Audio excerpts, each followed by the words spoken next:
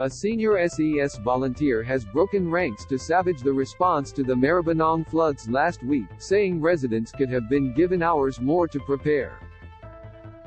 Dr. Faye Bendrups, Deputy Controller of Partnerships and Community Engagement at the Footscray SES, says the 4:30 a.m. warning for Maribyrnong residents on the morning of the floods last Friday came too late.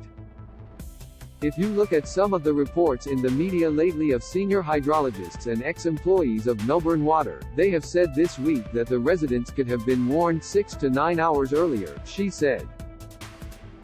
Read more. 4 states staring down the barrel of another floods crisis had they have got that warning 6 to 9 hours earlier. How much more they could have done to save their possessions, their important documents, their cars, whatever it might have been, and to try to organize their own feelings and response on that day. Bendrups said there would doubtless be a review after the flood crisis had subsided, but questioned whether its findings would be put into place.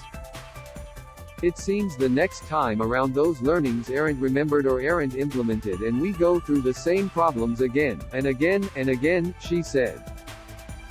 Read more. Woman on the run after police officer pinned against tree on Gold Coast. The higher echelons of the emergency response agencies probably had an inaccurate idea of what people could do on short notice, Bendrups said. And she questioned whether a diverse community like Maribyrnong had equal access to warnings and information published in English online. We saw the same thing during COVID with the lockdown of the towers in Flemington and North Melbourne, and the lack of understanding of the communities who were there, she said.